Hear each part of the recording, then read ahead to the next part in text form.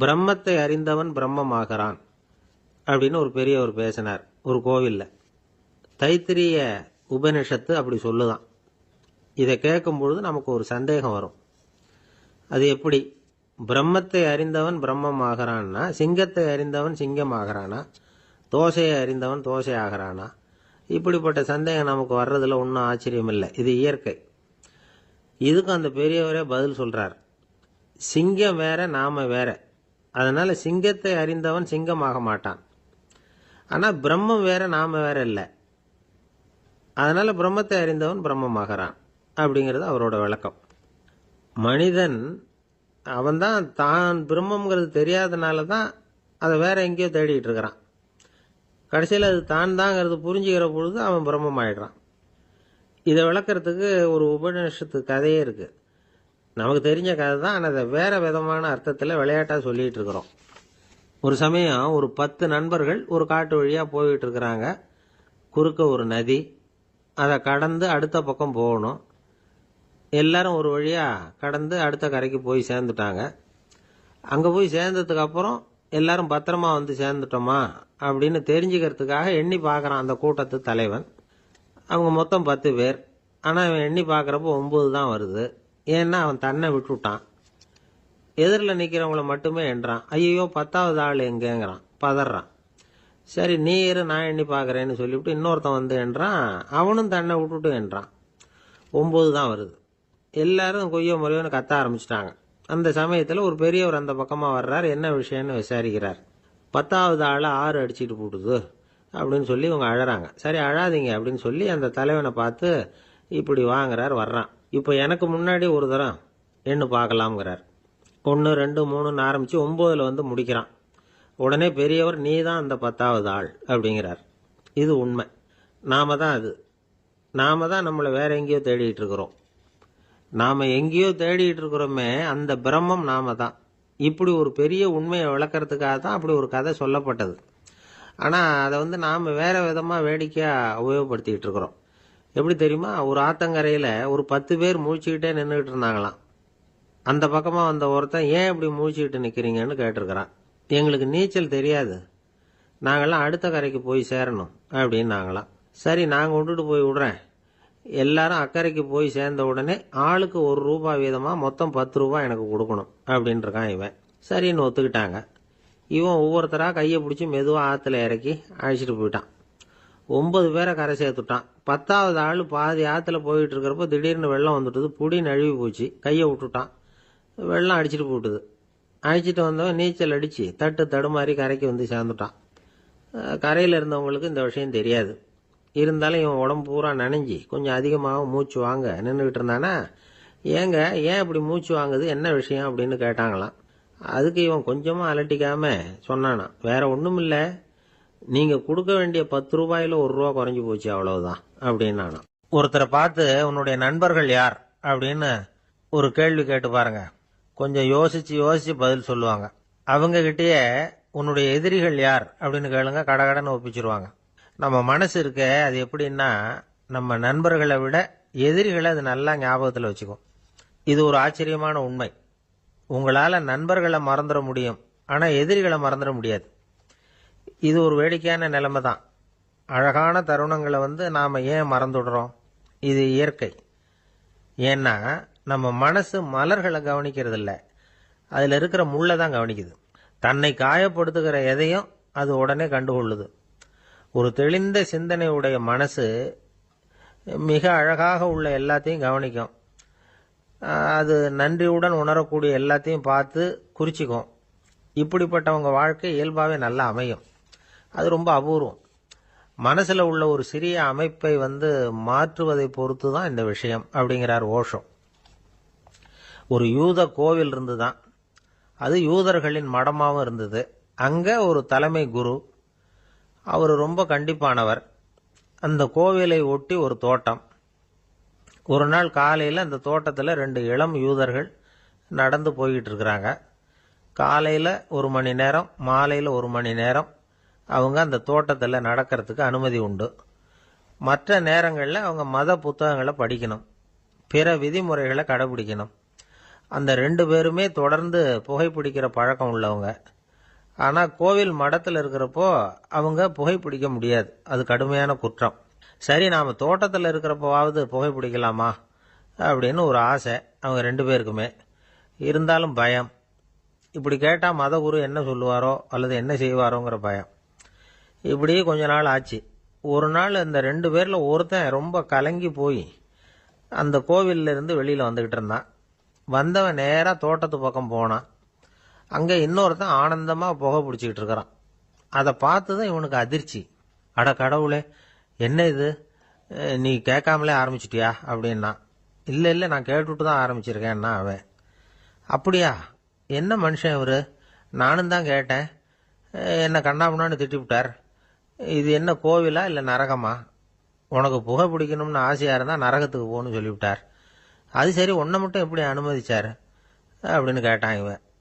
அவன் சிரிச்சுக்கிட்டே, நீ எப்படி கேட்ட சொல்லு அப்படின்னா. நாம் இந்த தோட்டத்துக்கு வர அனுமதிக்கப்பட்டிருக்கிறதே ஜபத்துக்காகத்தானே, அதனால் நான் ஜபம் சொல்லும் பொழுது புகை பிடிக்கலாமா அப்படின்னு கேட்டேன். அதுக்கு தான் அவர் சத்தம் போட்டு என்னை அடிக்கவே வந்துட்டார் அப்படின்னா இவன்.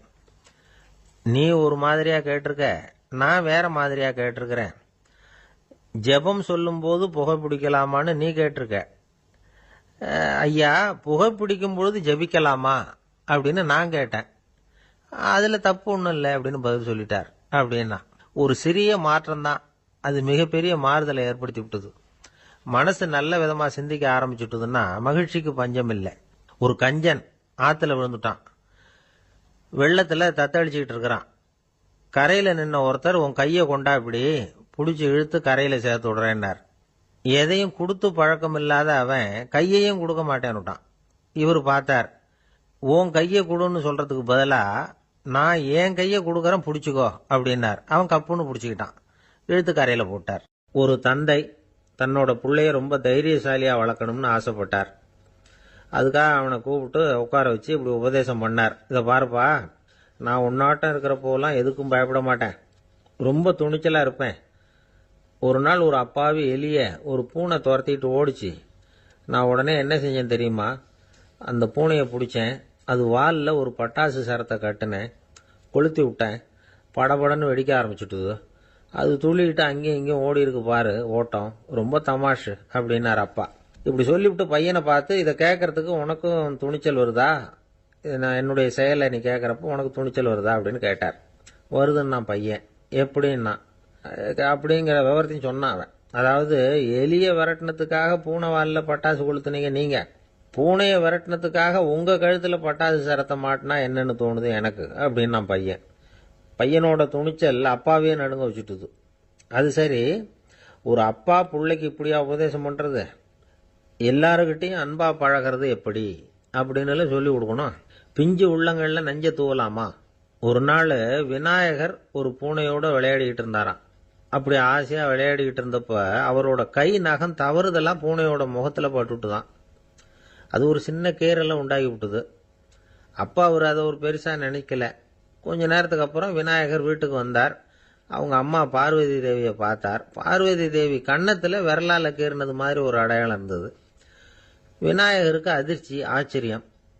நம்ம அம்மா இந்த உலகத்துக்கே தாயார், அப்பேற்பட்ட அவங்க முகத்திலேயே கீறலை உண்டாக்கக்கூடியவங்க யாரா இருக்க முடியும் அப்படின்னு யோசனை பண்ணார். தாயே, உன்னுடைய கன்னத்தில் இந்த வடு எப்படிம்மா ஏற்பட்டதுன்னு கேட்டார். குழந்தாய், இது நீ செஞ்ச காரியம்தான்ப்பா, உன்னுடைய கை நகம் கீறினதுனால ஏற்பட்ட வடு தான் இது அப்படின்னாங்க அவங்க. விநாயகர் திடுக்கிட்டு போட்டார். எப்படிம்மா அது? நான் எந்த காலத்திலையும் உன்னை அப்படி கீறினதாக எனக்கு நினைவு இல்லையே அப்படின்னார். இன்னைக்கு காலையில் ஒரு பூனையை கீறினதை நீ மறந்துட்டியா அப்படின்னாங்க அந்த அம்மா. விநாயகர் திகைச்சு போய் நின்னார். பார்வதி தேவி சொன்னாங்க, இதை பார்ப்பா, இந்த உலகத்தில் இருக்கக்கூடிய எல்லா உயிர்கள்லையும் நான் இருக்கிறேன், நான் தான் இந்த உலகமாக ஆகியிருக்கிறேன். ஆகையினால நீ யாரை துன்புறுத்தினாலும் அது உண்மையிலேயே என்ன துன்புறுத்தினதாக தான் வந்து முடியும் அப்படின்னாங்க. விநாயகர் மனசுக்குள்ள ஒரு வெளிச்சம் ஏற்பட்டுதான்.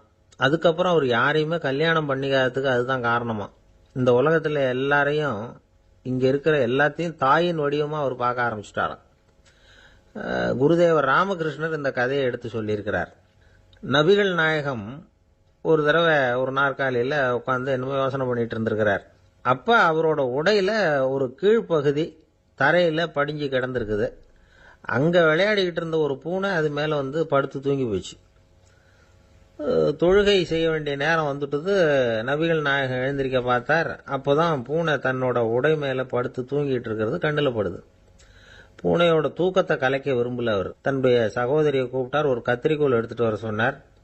பூனை படுத்திருந்த உடை பகுதி மட்டும் இருக்குல்ல, அதை மட்டும் அதோட கத்திரிச்சு விட்டுட்டு அதுக்கப்புறம் அவர் எழுந்திரிச்சு தொழுகைக்கு போனாராம்.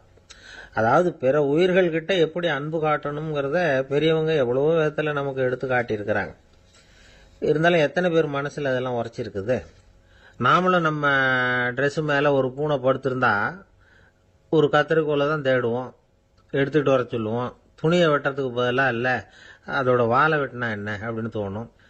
ஒரு ஆள் ரொம்ப பிரியமாக ஒரு பூனையை ஆற்றுல குளிப்பாட்டிக்கிட்டு இருந்தானா. எப்படி? அந்த பூனையை ஆற்று தண்ணியில் அமுக்கி அமுக்கி குளிப்பாட்டிக்கிட்டு இருக்கிறான். அந்த வழியாக போன பெரியவர் ஒருத்தர் இதை பார்த்தார். இதை பார்ப்பா, பூனையை அது மாதிரி ஆற்று தண்ணியில் அமுக்கி குளிப்பாட்டாத, மூச்சு திணறி செத்து போடும் அப்படின்னு அட்வைஸ் பண்ணார். நீ போய் அவன் வேலையை பார்த்துக்கிட்டு, எனக்கு எல்லாம் தெரியும்னா இவன். சரின்னு அவர் போயிட்டார். கொஞ்ச நேரம் கழித்து அவரே அந்த வழியாக திரும்பி வந்துக்கிட்டு இருந்தார். ஆற்றுல பூனையை குளிப்பாட்டிக்கிட்டு இருந்தவன் அழுதுகிட்டு உட்காந்துருக்கிறான். பக்கத்தில் அந்த பூனை செத்து கிடக்குது. இதை பார்த்தார் பெரியவர். நான் தான் அப்போவே சொன்னேனே அந்த பூனையை ஆற்றுல நினைக்காதேன்னு, அதை கேட்டிருந்தா இப்படி ஆயிருக்குமா அப்படின்னார். அந்த ஆள் கோபமாக இவரை முறைச்சி பார்த்தான். அட போய்யா, இந்த பூனை ஆற்றுல குளித்ததுனால ஒன்றும் செத்து போகல, குளித்ததுக்கு அப்புறம் அதோட உடம்பு ஈரமாக இருக்குதுன்னு அதை புழிஞ்சேன், அதனால தான் இப்படி ஆயிட்டுது அப்படின்னு நானாம். உலகத்தில் எது எதுக்கும் ஆராய்ச்சி கூடங்கள் இருக்குதுல்ல, அது மாதிரி தூக்கத்தை பற்றி ஆராய்ச்சி பண்ணுறதுக்கு ஒரு ஆராய்ச்சி கூடம் இருக்குது. அப்படி ஆராய்ச்சி பண்ணணும்னா அதுக்கு மூழ்கிக்கிட்டு இருக்கணும்ல. அதனால தான் அந்த ஆராய்ச்சி கூடம் இங்கே இல்லை. அமெரிக்காவில் பாஸ்டன் பல்கலைக்கழக மருத்துவமனையில் அது இருக்குது. அங்கே தூக்கத்தை பற்றி பலவிதமான ஆராய்ச்சிகள் பண்ணிகிட்டு இருக்கிறாங்க. அந்த ஆராய்ச்சி கூடத்தில் இயக்குனராக இருக்கிற ஒரு நிபுணர் அவர் என்ன சொல்கிறார் தெரியுமா? உங்களுக்கு தூக்கம் வரலையா, நீங்கள் நல்லா தூங்கிறதுக்கு தாராளமாக சில யோசனைகளை என்னால் சொல்ல முடியும் அப்படிங்கிறார். யோசனை தானே, காசா பணமாக கேட்டு வச்சுக்கலாமே. உணவு, மனநிலை, தூங்கும் இடத்தோட சூழ்நிலை, படுக்கைக்கு செல்றப்போ உள்ள பழக்க வழக்கங்கள், இது காரணமாக ஒருத்தருக்கு தூக்கம் வராமல் போகலாம்.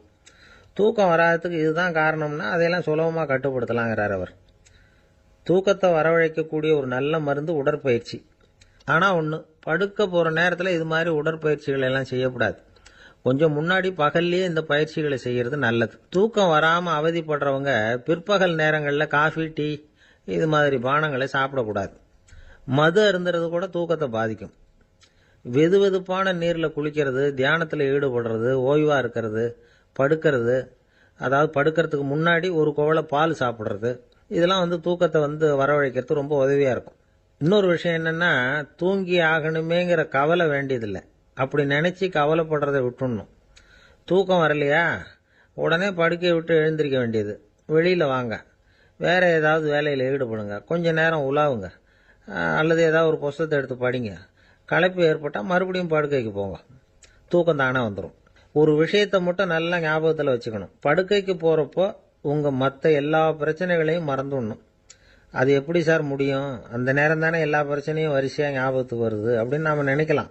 ஆனால் பழக்கத்தில் அதை நாம் மாற்றிக்க முடியும். கொஞ்சம் முயற்சி பண்ணணும், அவ்வளோதான். இது எல்லாமே ஆராய்ச்சி பண்ணி பார்த்துட்டு அந்த நிபுணர் சொல்கிற கருத்து தான். இன்னொரு விஷயமும் அவர் சொல்கிறார். அது என்னென்னா, உடல் கோளாறு காரணமாக தூக்கம் வராமல் அவதிப்படுறவங்களுக்கெல்லாம் இந்த யோசனைகள் சரியாக வராது அப்படிங்கிறார். அதுக்கெல்லாம் மருத்துவ சிகிச்சை கொடுத்து தான் சரி பண்ணணும். சில பேருக்கு நடு ராத்திரியில் மூச்சு திணறல் ஏற்பட்டு தூக்கம் வராமல் போயிடும். ஊரெல்லாம் தூங்குறப்ப தான் மட்டும் தூங்காமல் மூழ்கிட்டு இருக்கிறது, ஊரெல்லாம் மூழ்கிட்டு இருக்கிறப்போ தான் மட்டும் தூங்குறது, இது மாதிரி கோளாறுகளால் சில பேர் பாதிக்கப்படலாம். காலு தசை முறுக்கிக்கிறதுனால சில பேருக்கு அடிக்கடி விழிப்பு வரலாம். மன அழற்சி காரணமாக சில பேருக்கு தூக்கம் வராது. இது மாதிரி கோளாறுகளுக்கெல்லாம் அதுக்கு தகுந்த மாதிரி சிகிச்சை கொடுத்து தான் சரி பண்ண வேண்டியிருக்கும். எந்த கோளாறும் இல்லாமல் தூக்கம் வரலைன்னா ஆரம்பத்தில் சொன்ன முறைகளை கடைபிடிச்சு பார்க்கலாம். தூக்கம் வந்ததுன்னா யோசனை சொன்ன அந்த நிபுணருக்கு நன்றி சொல்லலாம். ஒருத்தர், ஏன் சார் பஸ்ஸில் தூங்குறது கெட்ட பழக்கமானு கேட்டார். இல்லையே, நான் கூட பஸ்ஸில் போகிறப்ப தூங்கிட்டு தானே போவேன் அப்படின்னார் இன்னொருத்தர். அப்புறம் ஏன் என்ன டிரைவர் வேலை வேணாம்னு வீட்டுக்கு அனுப்பி வச்சுட்டாங்க அப்படின்னாராம் அவர். ஏங்க எங்கே போயிட்டு வரீங்க அப்படின்னு கேட்டேன் எனக்கு வேண்டப்பட்ட ஒருத்தரை பார்த்து. ஆஸ்பத்திரிக்குன்னார். எந்த ஆஸ்பத்திரிக்குன்னு? மாட்டு ஆஸ்பத்திரிக்குன்னார். என்ன விஷயம்னு? மாமனாருக்கு உடம்பு சரியில்லை, அதுதான் மாட்டு ஆஸ்பத்திரிக்கு போயிட்டு வரேன்னார். அட பாவி, அதுக்கு அந்த ஆஸ்பத்திரிக்கா போவாங்க அப்படின்னு ஆச்சரியமா. அட அது இல்லைப்பா, முதல்ல எங்கள் குடும்ப டாக்டர் தான் தேடிக்கிட்டு போனேன். அவர் அந்த நேரத்தில் அவர் வளர்க்குற நாய்க்குட்டிக்கு உடம்பு சரியில்லைன்னு சொல்லி அதை தூக்கிக்கிட்டு மாட்டு ஆஸ்பத்திரிக்கு போயிட்டாராம் சொன்னாங்க. அதனால் அங்கே போய் அவரை சந்தித்து விஷயத்தை சொல்லிவிட்டு வர்றேன்னார். அப்புறம் தான் எனக்கு கொஞ்சம் நிம்மதியாக இருந்தது. பொதுவாக நமக்கு தெரிஞ்ச வரையில் டாக்டர்கள் 2 வகை. நமக்கு வைத்தியம் பண்ணுற டாக்டர்கள் ஒரு வகை, நம்மக்கிட்ட இருக்கிற ஆடு மாடு கோழிக்கு வைத்தியம் பண்ணுற டாக்டர்கள் ஒரு வகை. இப்போ தான் எனக்கு தெரியும் இன்னொரு வகையான டாக்டர்களும் உண்டுங்கிறது. அது யாருன்னா பூச்சிகளுக்கு வைத்தியம் பண்ணுற டாக்டர்கள், அதாவது பூச்சி டாக்டர்கள். வெளிநாடுகளில் அப்படிலாம் கூட சில பேர் இருக்கிறாங்க. பிரிட்டனில் யார்க்ஷயர் வட்டாரத்தில் ராதர்ஹாம் அப்படின்னு ஒரு ஊர். அங்கே ஒரு விலங்கியல் மருத்துவர், பேர் டாக்டர் லான்ஸ் ஜெப்சன். அவர் ஆஸ்பத்திரி வாசலில் பார்த்தீங்கன்னா தினமும் நிறைய பேர் நின்றுக்கிட்டு இருப்பாங்க. கையில் கண்ணாடி குடுவை, தகர டப்பா இப்படி ஏதாவது இருக்கும். அதுக்குள்ளே ஏதாவது பூச்சிகள் இருக்கும். அதுக்கு வைத்தியம் பண்ணுறதுக்காக வந்தவங்க தான் அவங்கெல்லாம். சிலந்தி பூச்சி, பல்லி, தேளு, பாம்பு இப்படி ஏதாவது இருக்கும். பொழுதுபோக்காக சில பேர் நாய், பூனை, கிளி, மைனா, புறா இப்படி ஏதாவது வளர்க்குறாங்கல்ல, அது மாதிரி இப்போல்லாம் தேளு, பல்லி, பாம்பு, பூச்சி இதையெல்லாம் வளர்க்க ஆரம்பிச்சிட்டாங்களாம். இது ஒரு புது ஃபேஷன். இப்போ கூண்டுக்குள்ளே டப்பாக்குள்ளே போட்டு வளர்க்குறது, அதுக்கு ஏதாவது நோய் வந்துட்டுதுன்னா வைத்தியம் பண்ணுறதுக்கு டாக்டர்கிட்ட வந்துட வேண்டியது, இப்படி இந்த பழக்கம்லாம் நிறையா வந்துட்டுது. ரத்தம் உறிஞ்சிற அட்டைகள் கூட இவங்ககிட்ட வைத்தியத்துக்கு வருதான். சிலந்திகளில் செங்கால் சிலந்தின்னு ஒரு வகை. மத்திய அமெரிக்க காடுகளில் இது அதிகம். சிலந்திகள்லேயே ரொம்ப விலை உசந்தது இந்த ரகம்தான்.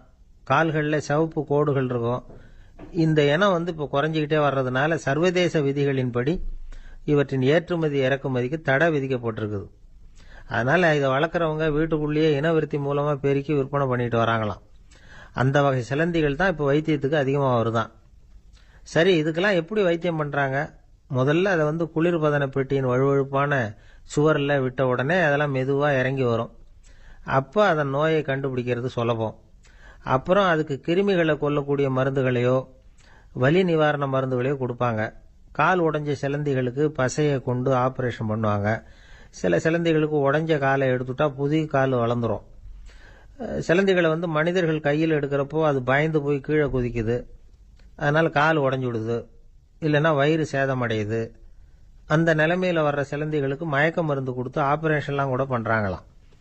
பார்த்தீங்களா பூச்சிகளுக்கு வந்த வாழ்வே. நம்ம ஊர்லேயும் வீடுகளில் பூச்சிகள் வளர்க்குறது உண்டு. ஒருத்தர் வந்தார், எனக்கு 3000 கரப்பாம்பூச்சி அவசரமாக தேவைப்படுது, எங்கே கிடைக்கும்னு கேட்டார். கரப்பாம்பூச்சியா, அது என்னத்துக்குன்னு கேட்டோம். அது வேற ஒன்றும் இல்லை, நான் குடியிருக்கிற வாடகை வீட்டை காலி பண்ண போகிறேன். வீட்டு சொந்தக்காரர் என்ன சொல்கிறாருன்னா, இந்த வீட்டுக்கு நான் குடி வந்தப்போ எப்படி இருந்ததோ அதே நிலைமையில் விட்டுட்டு போகணும்னு வீட்டுக்காரர் சொல்லியிருக்கிறார், அதனால தான் கேட்டேன் அப்படின்னார். ஒருத்தர் அவசரமாக போய்கிட்டு இருந்தார். எங்கே போய்கிட்டு இருக்கீங்க அப்படின்னு கேட்டார் ஒரு பெரியவர். கடைக்கு போகிறேன் சார், சாமான் வாங்கறதுக்கு அப்படின்னார். அங்கே போகிறதுக்கு முன்னாடி தெரிஞ்சிக்க வேண்டியதெல்லாம் தெரிஞ்சுக்கிட்டீங்களா அப்படின்னு கேட்டார் பெரியவர். கடைக்கு போய் காசை கொடுத்து ஒரு பொருளை வாங்கிட்டு வரப்போகிறோம், இதில் தெரிஞ்சிக்க வேண்டியது என்ன இருக்குது அப்படின்னார் அலட்சியமாக. இப்போ அந்த பெரியவர் பேச ஆரம்பித்தார். இந்த உலகத்தில் எந்த ஒரு செயலில் இறங்குறப்பவும் நாம் நல்லா ஆலோசனை பண்ண வேண்டிய விஷயம் 5 அப்படின்னார். உதாரணமாக, ஒருத்தன் கடைக்கு போய் ஏதோ ஒரு பொருளை வாங்கிட்டு வர போகிறான்னு வச்சுக்கங்களேன். அப்போ கூட அவன் 5 விஷயங்களை பற்றி தெரிஞ்சுக்க வேண்டியிருக்குது அப்படிங்கிறார் அவர். முதல்ல அந்த பொருள் எப்படிப்பட்டது அப்படிங்கிறத தெரிஞ்சுக்கணும். 2வதா தன்னை பற்றியும் தெரிஞ்சுக்கணும். அப்போ தான் அந்த பொருள் தனக்கு தேவையா இல்லையா அப்படிங்கிறத புரிஞ்சுக்க முடியும். 3வதா தெரிஞ்சுக்க வேண்டியது ஒன்று இருக்குது. அது என்னன்னா, அந்த பொருளை அடையறதுக்கு வழி என்ன அப்படிங்கிறத தெரிஞ்சுக்கணும். அதாவது எவ்வளவு பணம் கொடுத்தா அது கிடைக்கும், இது மாதிரியான விஷயங்கள். 4வதா அந்த பொருளை அடையிறது மூலமாக நாம் அடையக்கூடிய பயன் என்ன அப்படிங்கிறதையும் உணரணும். 5வது அந்த பொருளை அடையிறதுல இருக்கக்கூடிய தடை எது அப்படிங்கிறதையும் நாம் தெரிஞ்சுக்கணும். பெரியவர் பேசுறது ஏதோ தத்துவம் மாதிரி தெரியுது இல்லையா? தத்துவம்தான். அதாவது இப்படி உலகியல் வாழ்க்கையில் சின்ன சின்ன விஷயங்கள்லேயே நாம் 5 விஷயங்களை தெரிஞ்சுக்க வேண்டியிருக்குது. அது ரொம்ப அவசியமாக இருக்குது. பேரின்ப நிலைன்னு சொல்கிறாங்கல்ல, அது மாதிரி பெரிய சமாச்சாரங்கள்லேயும் இந்த 5 விஷயங்களை நாம் தெரிஞ்சுக்க வேண்டியிருக்குது. அதுக்கு பேர் என்னன்னா அர்த்த பஞ்சகம். வைணவ சமயத்தில் அர்த்த பஞ்சகம்ங்கிறது ரொம்ப பெரிய விஷயம்.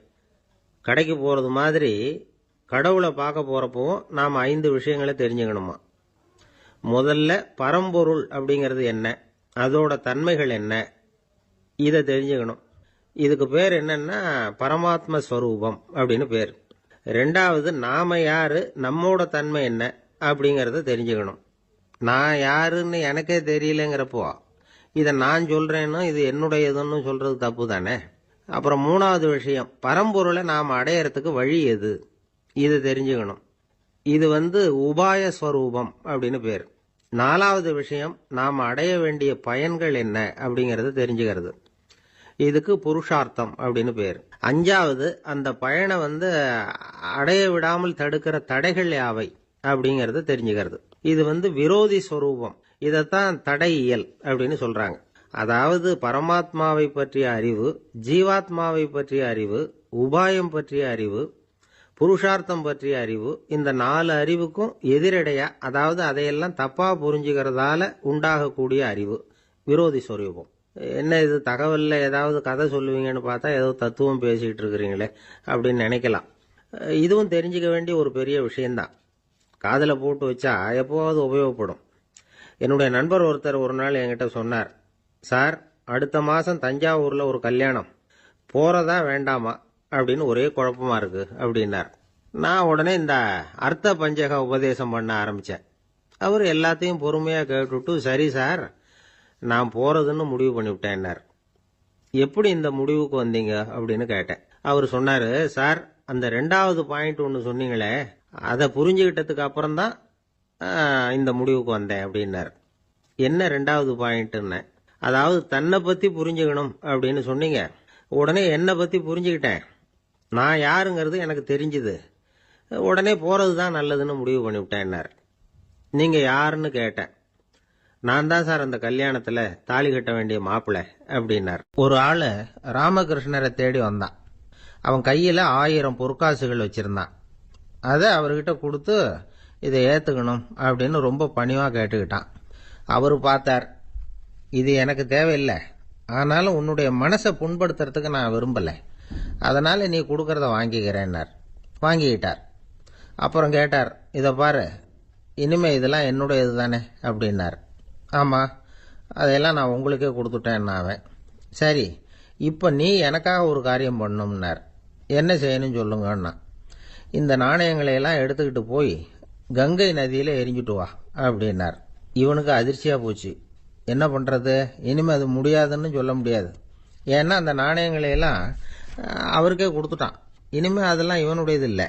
பேசாமல் அவ்வளவே அள்ளிக்கிட்டு ஆத்தங்கரைக்கு போனான். போனவன் ரொம்ப நேரம் திரும்பியே வரல.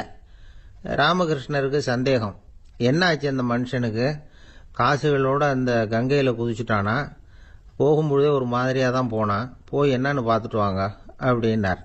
அங்கே இருந்த ஒருத்தர் ஓடி போய் பார்த்தார். அவர் போய் பார்க்கும்பொழுது அவன் அங்கே இருந்தான். அதுக்கப்புறம் அவர் திரும்பி வந்தார். விவரத்தை சொன்னார். அதாவது அவன் கங்கை கரையில் உட்காந்துக்கிட்டு ஒவ்வொரு நாணயமா 1 2ன்னு எண்ணி எண்ணி வீசிக்கிட்டு இருக்கிறான். அவனை சுற்றி ஒரு கும்பல் நின்றுக்கிட்டு அவனை தடுத்துக்கிட்டு இருக்குது அப்படின்னு விவரத்தை சொன்னார் போயிட்டு வந்தவர். இதை கேட்டதும் ராமகிருஷ்ணரே புறப்பட்டு அங்கே போனாராம். என்ன இப்படி பண்ணிட்டு இருக்கிற, நான் உன்னை அந்த நாணயங்களை கங்கையில் வீசி எறிய சொன்னேன், நீ ஏன் அதை எண்ணிக்கிட்டு இருக்கிற அப்படின்னார். பழக்கம்தான் காரணம், நான் ஒவ்வொரு நாளும் ஒவ்வொன்றா சேமித்து வச்சேன், இன்னைக்கு என்கிட்ட நிறைய இருக்குது, உங்களுக்கு ஒரு 1000 நாணயங்களை கொடுக்கணுங்கிறது என்னோட ஆசை அப்படின்னா. இப்போ ராமகிருஷ்ணர் சொன்னார், ஒரே நேரத்தில் எல்லாத்தையும் சம்பாதிச்சிருந்தா நீ எண்ணுறது பொருத்தமாக இருக்கும். எல்லாத்தையும் இழக்கும் போது ஒவ்வொன்றா எண்ணிக்கிட்டு இழக்கிறதுங்கிறது சரியான செயல் இல்லை. அதனால் ஒரே தடவையாக எல்லாத்தையும் தூக்கி எறிஞ்சிடும் அப்படின்னார். இது இழப்பது அப்படிங்கிற ஒரு உயர்ந்த நிலை. இதை நாம் யதார்த்த வாழ்க்கையில் சம்பந்தப்படுத்தி பார்த்து குழப்பிக்கிட்டு இருக்கக்கூடாது. இழக்கிறேன்னு சொல்லிக்கிட்டு இருக்கிற காசையெல்லாம் ஆற்றுலையும் குளத்துலையும் கொண்டு போய் எரிஞ்சுட்டு வாங்க அப்படின்னு உபதேசம் பண்ணுறதாக யாரும் நினச்சிடக்கூடாது. இதில் நாம் புரிஞ்சுக்க வேண்டியது என்னன்னா, எதையாவது ஒன்றை இன்னொருத்தருக்கு கொடுக்கணும் அப்படின்னு விருப்பப்பட்டால் அதை மனப்பூர்வமாக கொடுத்துடணும். கொடுத்துட்டு அதையே நினச்சிக்கிட்டு இருக்கக்கூடாது. நம்மால் ஒருத்தர் ஒரு 100 ரூபாய் நோட்டை தன்னுடைய நண்பர் ஒருத்தர்கிட்ட கொடுத்து, இது உனக்கு தான் வச்சுக்கோ அப்படின்னார். அவர் பார்த்தார், இது இனிமேல் எனக்கு தானே சொந்தம் அப்படின்னார். ஆமான்னார் அவர். அப்படின்னா எனக்காக நீ ஒரு உதவி செய்யணும்னார். சொல்லுங்க செய்கிறேன்னார் அவர். இந்த 100 ரூபாய் நோட்டை தீ வச்சு கொளுத்தி விடுனார். இவர் அதிர்ச்சியாகி அவரை பார்த்தார். இப்போ அவர் சொன்னார், நீ எனக்கு அன்பாக கொடுத்தது இது, இந்த நோட்டு கள்ள நோட்டுங்கிறது எனக்கு முன்னாடியே தெரியும், சீக்கிரம் கொளுத்தி விடு, அதுதான் நம்ம 2 பேருக்குமே நல்லது அப்படின்னாராம் அவர். ஒரு ஊரில் ஒரு ஆள் இருந்தான். அவனுக்கு ஒரே ஒரு மகள். அவளை நல்ல இடத்துல கட்டி கொடுக்கணும்னு ஆசைப்பட்டான். அதுக்காக மாப்பிள்ளை தேடிக்கிட்டு இருந்தான். அவன் கொஞ்சம் வசதியான ஆள், அதனால் நிறைய பேர் வந்தாங்க. இருந்தாலும் ஒரு நல்ல குணமுள்ள மாப்பிள்ளையாக இருக்கணும் அவன் எதிர்பார்த்தான்.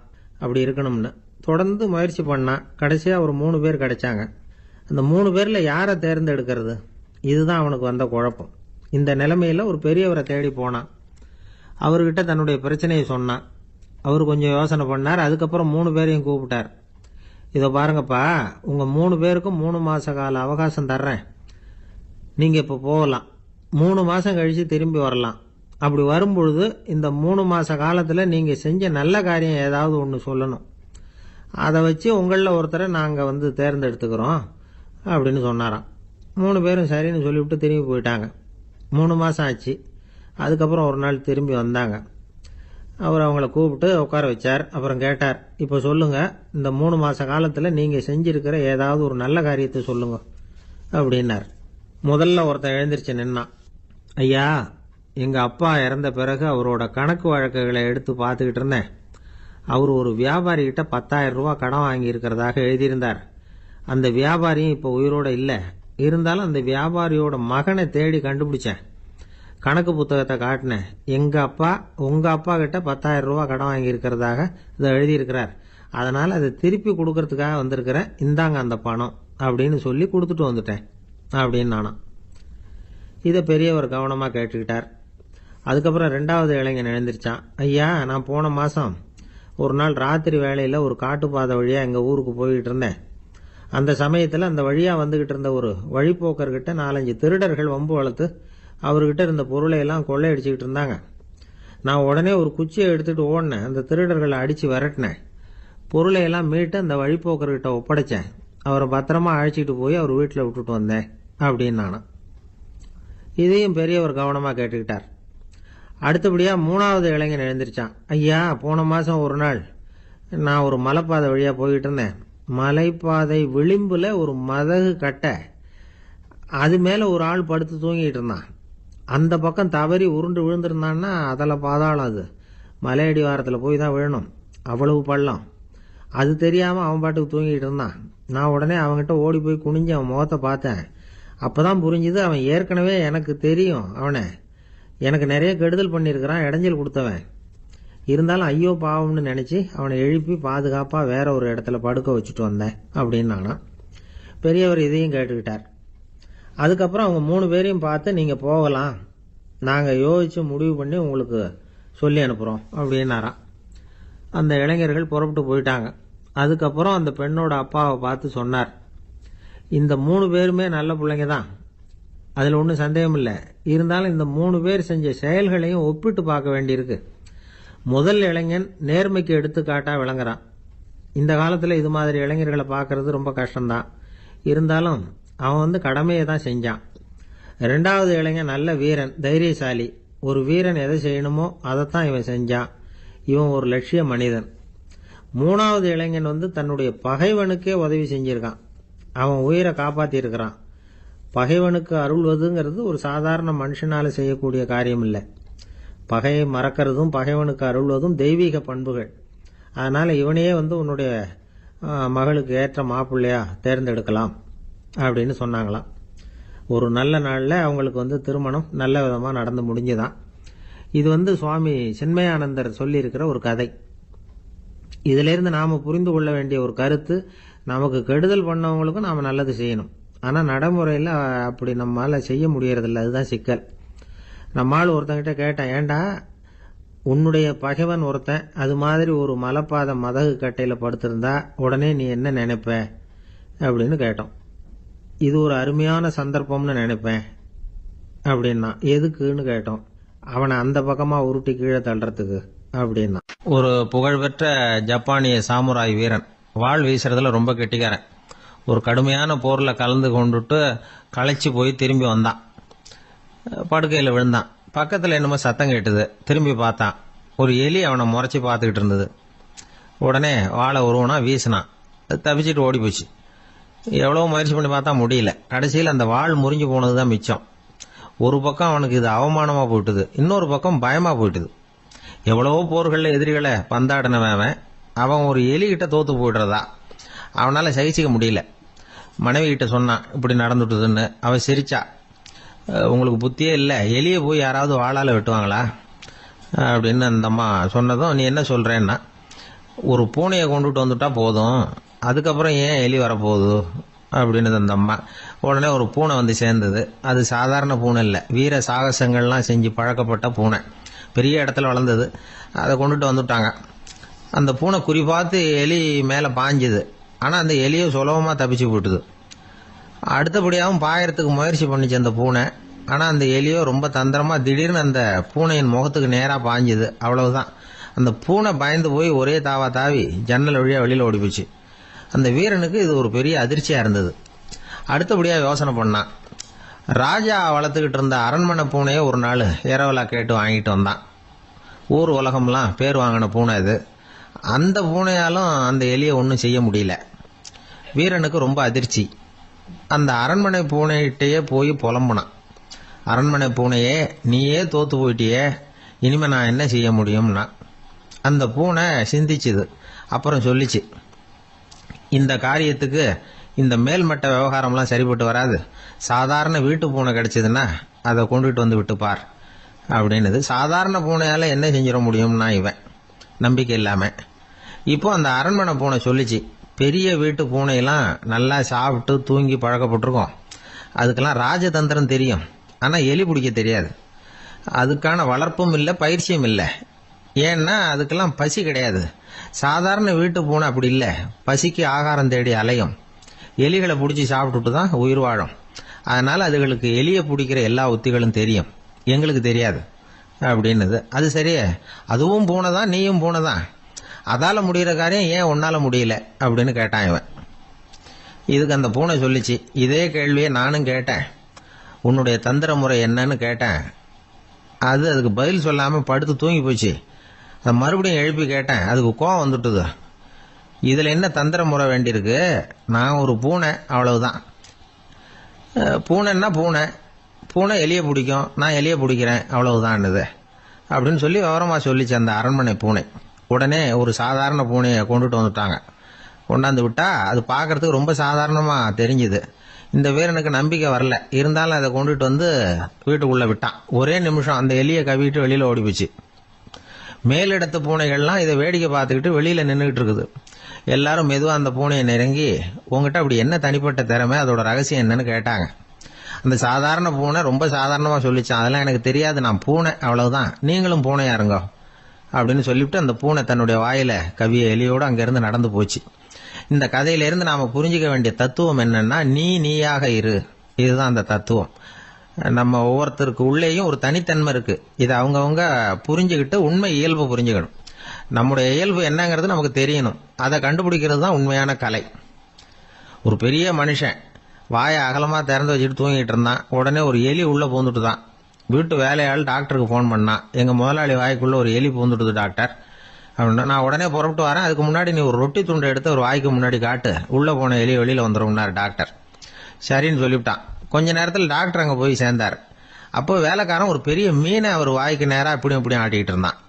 நான் ரொட்டி துண்டை தானே காட்ட சொன்னேன்னார் டாக்டர். அவன் சொன்னான், எலியை வெளியில் கொண்டுட்டு வர்றதுக்கு ரொட்டி துண்டை காட்ட சொன்னீங்க டாக்டர், அதுக்கப்புறம் அந்த எலியை துரத்திக்கிட்டு ஒரு பூனை உள்ளே போயிருக்கு, அதுக்காகத்தான் இந்த மீனை காட்டிக்கிட்டு இருக்கேன் நானா. இது எதுக்குன்னா, இப்படி வேடிக்கையாக சொல்றது, பூனை பூனையாக இருக்க வேண்டும், எலி எலியாக இருக்க வேண்டும், மனுஷன் மனுஷனாக இருக்க வேண்டும் அப்படிங்கிறத புரிஞ்சுக்கிறது. நாமாக இருக்கிற வரை வெற்றி நிச்சயம். ஒரு நண்பர் ஆனந்தமா சிகரெட் பிடிச்சிக்கிட்டு இருந்தார். இந்த பழக்கத்தை விட்டுடுங்களேன் அப்படின்னு சொல்லி பார்த்தோம். விட்டுடலாம்னு தான் பாக்குறேன், ஆனா முடியலையேன்னார். மனசு வச்சா எல்லாம் முடியும் அப்படின்னோம். அவர் கொஞ்ச நேரம் யோசனை பண்ணார். அப்புறம் சொன்னார், சரி சார், இதுதான் நான் பிடிக்கிற கடைசி சிகரெட் அப்படின்னு சொல்லி ரொம்ப அழுத்தமா புகையை உள்ளுக்கு இழுத்தார். அதுக்கப்புறம் அந்த துண்டு சிகரெட்டை வீசி எறிஞ்சுட்டார். ஒருத்தர் இது மாதிரி தீர்மானம் பண்ணி தன்னுடைய கடைசி சிகரெட்டை தூக்கி எறிஞ்சுட்டாருன்னா அது ஒரு பெரிய விஷயம்தான். அதுக்கு பிறகு அவர் உடம்புல படிப்படியா என்னென்ன மாற்றங்கள் நடக்கும் அப்படிங்கறத பத்தி ஒரு விவர பட்டியலே வெளியிட்டு இருக்கிறாங்க. அது என்ன விவரம் தெரியுமா? ஒருத்தர் புகைப்பிடிக்கிற பழக்கத்தை நிறுத்துறாருன்னு வச்சுங்க. அப்படி அவர் நிறுத்தின 20 நிமிடங்களுக்குள்ள உயர் ரத்த அழுத்தம், உடல் வெப்பம், நாடி துடிப்பு இதெல்லாம் சரியான நிலைமைக்கு வந்துருதான். 8 மணி நேரத்துக்குள்ள இந்த ஸ்மோக்கர்ஸ் பிரீத் அப்படிங்கிற தன்மை மறைஞ்சிருதான். ரத்தத்துல உள்ள கார்பன் மோனாக்சைடு அளவு குறையுதான், ஆக்சிஜன் அளவு கூடுதான், சரியான அளவுக்கு வந்துருதான். ஒருத்தர் கடைசி சிகரெட்டை தூக்கி எறிஞ்சுட்டாருன்னா 24 மணி நேரத்துக்குள்ள மாரடைப்பு ஏற்படுறதுக்கான வாய்ப்பு குறைஞ்சுடுதான். 48 மணி நேரத்துக்குள்ள உணர்வு நரம்புகளின் முனைப்பகுதிகள் மறுபடியும் ஒன்னு சேர்ந்துருதான். அதனால நாக்கு சுவை உணர்வு, மூக்கின் முகரும் சக்தி இதெல்லாம் மேம்படுதான், நல்ல நிலைமைக்கு வந்துருதான். சிகரெட்டை நிறுத்தின 3 நாளுக்குள்ள மூச்சு விடுறது சுலபமாயிடுதான். இப்படி அவங்க பட்டியல் நிறைய சொல்றாங்க. 2 அல்லது 3 மாசத்துக்குள்ள என்ன ஆகும் தெரியுமா? ரத்த ஓட்டம் மேம்படுது, நடக்கிறது சுலபமாயிடுது. நுரையீரல் கொள்ளளவு 30% அதிகரிக்குது. 1 to 9 மாசத்துக்குள்ள சுவாச குறைபாடுகள் நீங்குது. நுரையீரல் இருக்கக்கூடிய இந்த அசுத்தம் வடிகட்டும் திசுக்கள் சரியா வேலை செய்ய ஆரம்பிச்சிருது. 1 வருஷத்துக்குள்ள இந்த இதய அழுத்த நோய்க்கான வாய்ப்பு பாதியா குறைஞ்சிருது. இந்த சிகரெட்டை நிறுத்தின 5 வருஷத்துக்குள்ள ஒரு நாளைக்கு 1 பாக்கெட் சிகரெட் பிடிக்கிறவர்கள நுரையீரல் புற்றுநோயினால சாகிறவர்கள் எண்ணிக்கை பாதியா குறைஞ்சிருது. புற்றுநோய் செல்கள் சீரமைக்கப்படுது. ஆக ஒருத்தர் புகைக்கிறத விட்டுணும்னு தீர்மானம் பண்ணி தன் கையில இருக்கிற சிகரெட்டை இதுதான் கடைசின்னு சொல்லி தூக்கி எறிஞ்சுட்டா அதுக்கப்புறம் படிப்படியா இவ்வளவு நன்மைகளும் மாற்றங்களும் ஏற்படுறதாக இந்த அமெரிக்கன் கேன்சர் சொசைட்டி தெரிவிச்சிருக்குது. அதனால புகைப்பழக்கம் உள்ளவங்க இதெல்லாம் கொஞ்சம் யோசிச்சு பார்த்து அந்த பழக்கத்தை விட்டு விடுறது ரொம்ப நல்லது. ஆனா அதையெல்லாம் நாம சொன்னா யாரு கேட்கறாங்க? என்னுடைய நண்பர் ஒருத்தர் புகைப்பழக்கம் உள்ளவர், அவர் என்கிட்ட சொன்னார், சார், சிகரெட் பிடிக்கிற பழக்கத்தை விட்டு விடுறது என்னை பொறுத்த வரைக்கும் ஒன்றும் பெரிய கஷ்டமான செயல் இல்லை, அது ரொம்ப சுலபம் அப்படின்னார். எப்படி சொல்றீங்கன்னு கேட்டேன். நான் ஏற்கனவே 20 தடவை அந்த பழக்கத்தை விட்டுருக்கேன் சார் அப்படின்னா. ஊர்ல ஒரு சிற்பி இருந்தார். சிற்பின்னா அவர் ரொம்ப திறமை உள்ளவர். அதாவது எங்கேயாவது ஒரு கல்லு கிடந்தா போதும், அதை அப்படியே எடுத்துட்டு வருவார். கொஞ்ச நாள் கழிச்சு அவர் இடத்துக்கு போய் பார்த்தா அழகா ஒரு சிற்பம் உட்கார்ந்துருக்கும். இந்த கல்லா கிடந்தது சிற்பமா மாறி இருக்கும். அந்த அளவுக்கு பண்ணிவிடுவார். அப்பேற்பட்ட சிற்பி. எப்படிங்க அவ்வளவு மோசமான ஒரு கல்லுல இருந்து இவ்வளவு அழகா ஒரு சிற்பத்தை உங்களால வடிக்க முடிஞ்சது அப்படின்னு கேட்டா, அது ஒன்றும் பெரிய விஷயம் இல்லைங்க. இந்த சிற்பம் ஏற்கனவே அந்த கல்லுக்குள்ள இருந்தது. இதை சுத்தி இருக்கிற வேண்டாத பகுதிகளை எல்லாம் உளியால கொத்தி எடுத்துவிட்டேன், அவ்வளவுதான் என் வேலை. உடனே உள்ள இருந்த இது வெளியில வந்துட்டுது அப்படிம்பார். அந்த அளவுக்கு திறமைசாலி. ஒரு சின்ன பாறை இல்லைன்னா கருங்கல்ல பார்த்துட்டாருன்னா போறோம், விடமாட்டார். அந்த கல்லோட அமைப்பை கவனிச்சு பார்த்துட்டு இதுக்குள்ள ஒரு வீரன் ஒளிஞ்சிருக்காம்பார். அவர் கண்ணுக்கு அதுக்கு தெரியும். இந்த கல்லுக்குள்ள ஒரு துறவி உட்கார்ந்துருக்காரும்பார். நமக்கெல்லாம் வெறும் கல்லாதான் தெரியும். இந்த கல்லுக்குள்ள ஒரு நடன மங்கை நடனம் ஆடிக்கிட்டு இருக்கா அப்படிம்பார். உடனே அந்த கல்லை கொண்டுகிட்டு வருவார். அவர் சொன்னது மாதிரியே உள்ள இருக்கிற அவங்களையெல்லாம் வெளியில கொண்டுட்டு வந்துருவார். அதாவது வேண்டாத பகுதிகளை எல்லாம் கொத்தி எடுத்துருவார். அவரு மொழியில சொல்ல போனா, இந்த சிற்பிக்கு ரொம்ப நாளா மனசுக்குள்ள ஒரு ஆசை. அதாவது உண்மை, தூய்மை இதுக்கு உதாரணமா இருக்கக்கூடிய புத்தர் சிலைய வடிக்கணும் அப்படிங்கிறது அவரோட ஆசை. ஆனா அந்த ஆசை நிறைவேறாமலே இருந்துகிட்டு வந்தது. அதுக்கு என்ன காரணம்னா, அதுக்கு தகுந்த மாதிரி ஒரு கல்லு கிடைக்கல. கல்லு கிடைச்சா அதை செஞ்சிருவாரு. ரொம்ப காலமா அங்கங்க தேடி அலைஞ்சார். இந்த புத்தர் சிலை வடிக்கிறதுக்கு பொருத்தமா ஒரு கல்லு கிடைக்குமா அப்படின்னு சொல்லி கண்ணுல படுற கல்லையெல்லாம் உத்து உத்து பார்ப்பார். உள்ள புத்தர் இருக்காரான்னு கவனிப்பார். இருக்கிற மாதிரி எதுவும் தெரியல அவர் கண்ணுக்கு. சரி, இதுக்கு என்ன செய்யலாம்னு யோசனை பண்ணார். நேரா ஒரு புத்த மடாலயத்துக்கு போனார். அங்க இருக்கிற ஒரு புத்த துறவியை சந்திச்சார். அவர்கிட்ட விசாரிச்சார், சுவாமி, புத்தரின் தூய்மை ஒளிஞ்சிருக்கிற அந்த கல் எங்க கிடைக்கும் அப்படின்னார். அந்த கல் இருக்கிற இடம் எதுன்னு இன்னமும் உங்களுக்கு தெரியலையா அப்படின்னு கேட்டார் துறவி. இல்லைங்க, அதுக்காகத்தான் அலைஞ்சிக்கிட்டு இருக்கிறேன் அப்படின்னாரு இவரு. சரி, கவலைப்படாதீங்க, ஏன் கூட வாங்க காட்டுறேன் அப்படின்னு அழைச்சிட்டு போனார். எங்க போனார்னா அந்த மடாலயத்தின் பின்பக்கம் போனாங்க. 2 பேரும் போனாங்க. அங்க போய் பார்த்தா அங்க ஒரு கிணறு இருந்தது. என்ன அது, நாம கேட்டது கல்லு, இவர் அழைச்சிட்டு வந்து காட்டுறது கிணறு அப்படின்னு இவருக்கு சந்தேகம். ஒரு மாதிரியா பார்த்தார். அவரு சொன்னார், துறவி எட்டி பாருங்க உள்ள அப்படின்னாரு. கிணறுக்குள்ள என்ன இருக்கும்னு இவருக்கு தெரியாதா, இருந்தாலும் அவர் சொல்றாரு அப்படின்னு சொல்லி எட்டி பார்த்தார். பார்த்தா அதுல தண்ணி இருந்தது. அந்த தண்ணியில தன்னோட உருவம் தெரிஞ்சுது. இப்ப அந்த புத்த ஞானி சொன்னார், துறவியாரே, புத்தரை நாம தான் ஒளிச்சு வச்சிருக்கிறோம், நமக்குள்ளதான் அவர் மறைஞ்சிருக்கிறார். அவரை அடையாளம் தெரியாதபடி மூடி இருக்கிறது எது தெரியுமா? நம்ம கிட்ட இருக்கிற கோபம், போலித்தனம், பதட்டம், ஆசை, இதெல்லாம் தான். அறிவு அப்படிங்கிற ஒளியால அதையெல்லாம் செதுக்கி எடுத்துட்டோம்னா அந்த அழகான புத்தர் வெளியில வந்துருவார் அப்படின்னு சொன்னார் துறவி. அதனால நமக்குள்ள இருக்கிற நம்மள நமக்கே அடையாளம் தெரியல அப்படிங்கிறது தான் உண்மை. இந்த உண்மையான மனிதன் உள்ளே இருக்கிறான். இவர் கல்லை பார்த்துட்டு உள்ள யார் இருக்காங்கிறது அவருக்கு தெரிஞ்சது சிற்பிக்கு. ஆனா உண்மையான புத்தர் எங்க இருக்காருங்கிறத அவரால் அடையாளம் கண்டுபிடிக்க முடியல. அப்படிதான் பல பேர் இன்னைக்கு இருந்துகிட்டு இருக்கிறோம். ஒரு அப்பா தன்னுடைய பிள்ளைக்கு புத்தி சொன்னார், அதோ பார்ப்பா, மனசுதான் கல்லு, அறிவு தான் ஒளி. உன்னுடைய மனசுங்கிற கல்லை அறிவுங்கிற ஒளியால செதுக்கி அழகான மனிதனா நீ வெளியில வரணும்னார். அதுக்காக தான்ப்பா தேடிட்டு இருக்கேன்னா அவன். மனசுங்கிற கல்லை தேடிக்கிட்டு இருக்கிறியா அப்படின்னு கேட்டார். இல்லப்பா, அறிவுங்கிற ஒளி எங்க இருக்குன்னு தெரியல எனக்கு, அதை தான் தேடிக்கிட்டு இருக்கிறேன் அப்படின்னு நானா. அதனால அறிவை தேடிக்கிட்டு இருக்கிறவன் என்னைக்கு உண்மையை கண்டுபிடிக்க போறான்? அதையே கண்டுபிடிக்க முடியலங்கும் பொழுது. அதனால நாம் யார் அப்படிங்கறது நமக்கு அடையாளம் தெரியணும். அந்த அடையாளம் தெரிஞ்சுட்டா வாழ்க்கையில வெற்றி நிச்சயம். எனக்கு வாழ்க்கையே வெறுத்து போச்சு சார் அப்படின்னு சொல்லிட்டு ஒருத்தர் வந்தார். வந்து கொஞ்ச நேரம் பேசினதுக்கு அப்புறம் அவர் அப்படி சொல்லியிருந்தா அதுல ஒரு அர்த்தம் இருந்திருக்கும். வர்றதுக்கு முன்னாடியே வாழ்க்கை வெறுத்து போச்சுன்னு சொல்லிட்டு வர்றார். என்ன சார் விஷயம்னு விசாரிச்சோம். எங்க வீட்டில் தினம் 3 வேளையும் ஒரே மாதிரி சாப்பாடு சார், வித்தியாசமே கிடையாது. இப்படியே 3 மாசமா சாப்பிட்டுக்கிட்டு இருக்கிறேன். அதை விட பட்டினி கிடந்து செத்துடலாம்னு தோணுது அப்படின்னார். ஒரு பெரியவர் சொன்ன தத்துவத்தை சொல்றதுக்கு ஆள் கிடைக்காம தவிச்சுக்கிட்டு இருந்தோம். இப்போ ஒருத்தர் கிடைச்சிட்டார், விட்டுலாமா? உடனே அவரை உட்கார வச்சு சொல்ல ஆரம்பிச்சிட்டோம். அதாவது நாம அனுபவிக்கிற உணர்வுகள்ல களிப்பு, மகிழ்வு, ஆனந்தம், இது 3க்கும் ஒண்ணுக்கு ஒண்ணு வித்தியாசம் உண்டு. மேம்போக்கா பாக்கிறதுக்கு இது 3 ஒண்ணு மாதிரி தோணும். ஆனா அது அப்படி இல்லை. களிப்புங்கிறது உடம்ப பொறுத்தது, மகிழ்வுங்கிறது மனசை பொறுத்தது, ஆனந்தம்ங்கிறது ஆன்மாவை பொறுத்தது. இப்படி இந்த 3 வகையான அந்த சுவைப்புகளின் தன்மையும் வேற வேற. இப்ப முதல்ல களிப்புங்கிறத எடுத்துக்குவோம். நம்ம புலன்களுக்கு களிப்பை தரக்கூடிய பொருள்களுக்கு சில விசேஷ குணம் உண்டு. அது எப்படின்னா, சீக்கிரமே சலிப்பை உண்டு பண்ணும். ஒருத்தர் அந்த பொருளை எடுத்துக்கிட்டா அது இன்னொருத்தருக்கு குறைஞ்சிரும். உணவு, உடை, இதெல்லாம் களிப்பை தரக்கூடிய பொருள்கள். இப்போ உதாரணத்துக்கு, ஒரு சாப்பாட்டு மேசையில ஒரு பாத்திரத்துல 10 இட்லி இருக்கு. அதுல ஒரு 2 இட்லியை நம்ம தட்டுல எடுத்து வச்சு சாப்பிட்றோம். நாம சாப்பிட்ட அந்த இட்லி நிச்சயமா எதிரில் உட்கார்ந்துருக்கிறவருக்கு இல்லை, அவருக்கு உபயோகப்படாது. நாம சாப்பிட்ட அதே இட்லியை அவரும் சாப்பிட முடியாது, அவர் வேறதான் எடுத்து வச்சுக்கணும்.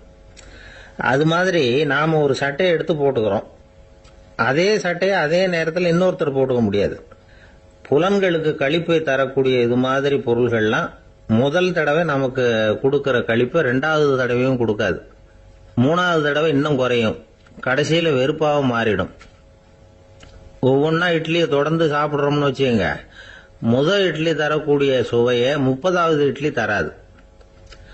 முதல் தடவை புது சட்டையை போட்டுக்கிறப்ப நமக்கு இருக்கிற களிப்பு அதே சட்டையை 100வது தடவையா போட்டுக்கிறோம்னு வைங்க, அப்ப இருக்குமா? இருக்காது. இதுதான் களிப்பு. அதாவது சீக்கிரமே சலிப்பை தரக்கூடியது. ஒருத்தர் எடுத்துக்கிட்டா இன்னொருத்தருக்கு குறைஞ்சு போகக்கூடியது. ஆனா மகிழ்ச்சிங்கிறது அப்படி இல்லை. ஒருத்தர் அனுபவிக்கிறதுனால இன்னொருத்தருக்கு குறைஞ்சு போகாது. இப்போ காலையில் சூரியன் உதயம் ஆகிறத பார்த்து சந்தோஷப்படுறோம், அதையே இன்னொருத்தரும் பார்த்து சந்தோஷப்படலாம். ஒரு நல்ல சங்கீதத்தை கேட்குறோம், ஒரு அழகான ஓவியத்தை ரசிக்கிறோம், நீங்கள் ரசிக்கிற அதே நேரத்தில் இன்னொருத்தரும் அதை ரசிக்கலாம். அதனால் அது குறைஞ்சி போகிறதில்ல. இது மகிழ்வு. ஆனால் ஒன்று, ஒரே பாடலை திரும்ப திரும்ப கேட்டுக்கிட்டு இருந்தால் கடைசியில் அலுப்பு தட்டும். அதாவது மகிழ்வுங்கிறது எப்படின்னா, மற்றவங்களோட பகிர்ந்து கொள்றதுனால குறையாது. ஆனால் ஒரே பொருள் மீண்டும் மீண்டும் அனுபவிப்ப தர்றப்போ முதல்ல மகிழ்வு அதிகரித்து அதுக்கப்புறம் அது மங்கி மறைஞ்சு போயிடும். இதுதான் அந்த மகிழ்வுங்கிறதுக்கு இலக்கணம். சரி, இப்போ மூணாவதா சுகம் தரக்கூடிய ஆனந்தம்ங்கிறது எப்படின்னா, இது நமக்கு உள்ளே இருந்து சுரக்கிறது. மனசு சலனங்கள்ல இருந்து விடுபடுறப்போ இந்த ஆனந்தம் நமக்கு கிடைக்கும். இது நிலையான சுகம், ஆத்ம சுகம். களிப்பிலிருந்து மகிழ்வுக்கும், மகிழ்விலிருந்து ஆனந்தத்துக்கும் செல்றது தான் மனிதன் நடத்த வேண்டிய முக்கியமான பயணம். இவ்வளவு விஷயத்தையும் கேட்டுட்டு இந்த காலத்து பையன் ஒருத்தன் வந்தான். சார், இப்போ நீங்க ஒரு சாப்பாட்டு மேசையில ஒரு 10 இட்லி வைக்கிறீங்க, என்ன உட்கார வைங்க, எதிரில் இன்னொருத்தனை உட்கார வைங்க, நான் களிப்பு மகிழ்வுலாம் தாண்டி நேரடியா ஆனந்தத்துக்கு பயணம் பண்ணி காட்டுறேன் அப்படின்னா. ஒன்றும் புரியல அவன் சொன்னது. அது எப்படி, என்ன பண்ணுவ நீ அப்படின்னு சொல்லி கேட்டோம் ஆச்சரியமா. 2 இட்லி சாப்பிட்டா தானே சார் களிப்பு, நான் 10 இட்லியும் மொத்தமா சாப்பிட்டுருவேன், அடுத்தவனுக்கு எதுவும் கிடைக்காது, அவனுக்கு கிடைக்காதபடி நாமே சாப்பிட்டுறோம்ல, அதுதானே நமக்கு ஆனந்தம் அப்படின்னு அதுக்கு ஒரு விளக்கம் சொல்றேன். ரொம்பவும் அடிபட்டு அல்லல் போட்டுக்கிட்டு இருக்கிற ஒருத்தர் வந்தார். மனசு ரொம்பவும் நொந்து போய் பேசினார். இந்த உலகத்துல மனுஷனா பிறந்ததை விட மாடா பிறந்திருக்கலாம் சார் அப்படின்னார். திடீர்னு என்கிட்ட இப்படி சொன்னா அதுக்கு நான் என்னங்க பண்ண முடியும் அப்படின்னேன். உங்ககிட்ட வரணும்னு தோணுச்சு, அதனால வந்தேன் அப்படின்னார். சரிங்க, இப்படி ஒரு யோசனை வந்ததுக்கு என்ன காரணம் அப்படின்னு சொல்லி அவர்கிட்ட கேட்டேன். அதுக்கு அவர் சொன்னார், என் பையனுக்கு வேலை தேடுறேன் கிடைக்கல, பொண்ணுக்கு மாப்பிள்ளை தேடுறேன் கிடைக்கல, வீடு கட்டுறதுக்கு கடன் கேட்கறேன் கிடைக்கல, மாடா பிறந்திருந்தா இது மாதிரி கவலையெல்லாம் கிடையாதுல்ல, பேசாம வைக்கோலை தின்னுகிட்ட அசை போட்டுக்கிட்டே கடந்து விடலாமே அப்படின்னாரு அலட்சியமா. அதுக்கப்புறம் தான் அவர் சொன்ன கருத்தை நானும் கொஞ்சம் அசை போட ஆரம்பிச்சேன் மனசுக்குள்ள. இப்போ இயற்கையை பொறுத்த வரைக்கும் அது நாம எல்லாரும் மகிழ்ச்சியா வாழணும் அப்படின்னு தான் விரும்புது. விலங்குகள், பறவைகள், தாவரங்கள், அப்புறம் மற்ற உயிரினங்கள் எல்லாமும் நல்லபடியா இருக்கணும் அப்படிங்கிறது தான் இயற்கையோட விருப்பம். அதுல ஒன்றும் சந்தேகம் இல்லை. இயற்கையோட அமைப்பை கொஞ்சம் கவனிச்சு பார்த்தா அதை நாம நல்லா புரிஞ்சுக்கலாம். இருந்தாலும் இந்த ஆள் சொன்னதை கேட்ட பிறகுதான் ஒரு முக்கியமான வேறுபாடு புரிஞ்சுது. அதாவது, இந்த உலகத்துல உள்ள முக்கியமான பிரச்சனைகள் 6. அந்த 6 பிரச்சனைகளும் ஆடு மாடுகளுக்கு கிடையாது, மரம் செடி கொடிகளுக்கு கிடையாது. ஆனா மனுஷன் அந்த 6 பிரச்சனைகளையும் சந்திக்க வேண்டியிருக்கு. சரி, அந்த 6 பிரச்சனைகள் என்னென்ன தெரியுமா? முதல்ல, இந்த ஆடு மாடுலாம் நமக்குன்னு சொந்தமா ஒரு வீடு இல்லையே அப்படின்னு கவலைப்பட்டுக்கிட்டு இருக்கிறது இல்ல. ஆனா மனிதனுக்கு வீடு தேவைப்படுது. இது ஒரு வித்தியாசம். இப்ப 2வது பிரச்சனை என்னன்னா ஆடை பிரச்சனை. ஒரு கோழியோ சேவலோ நாம போட்டுக்கிறதுக்கு ஒரு சட்டை இல்லையே அப்படின்னு கவலைப்படுறது இல்ல. ஆனா மனுஷனுக்கு அந்த கவலை உண்டு. சரி, இப்போ 3வது என்னன்னு பார்த்தா கல்வி பிரச்சனை. ஒரு பசுமாடு கவலையோட நின்றுகிட்டு இருக்கு அப்படின்னு வச்சுக்குவோம். நீங்க அதுகிட்ட போய், ஏன் பசுமாடை கவலையோட நின்றுகிட்டு இருக்கிற அப்படின்னு கேட்குறீங்க. என் கண்ணுக்குட்டிக்கு எல்கேஜியில் இடம் கிடைக்கல, டொனேஷன் கொடுக்கறதுக்கு கையில் பணமும் கிடையாது, சிபாரிசுக்கு யாரை பிடிக்கிறதுன்னு தெரியல, இப்படியா சொல்லிட்டு இருக்கோம். அதுக்கு அந்த கவலையெல்லாம் கிடையாது. ஆனால் மனிதனுக்கு அந்த கவலை உண்டு. 4வது என்னன்னு பார்த்தீங்கன்னா வேலை வாய்ப்பு பிரச்சனை.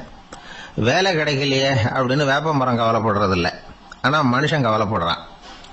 5வது என்னன்னு பார்த்தா கல்யாண பிரச்சனை. எருமை மாடு பசுமாடு எல்லாம் பொண்ணுக்கு மாப்பிள்ளை தேடிட்டாலே இது பேப்பரில் மணமகன் தேவை அப்படின்னு விளம்பரமாக கொடுக்குது, அதெல்லாம் கிடையாது. 6வது என்னன்னு பார்த்தீங்கன்னா பணம் சம்பந்தமான பிரச்சனை.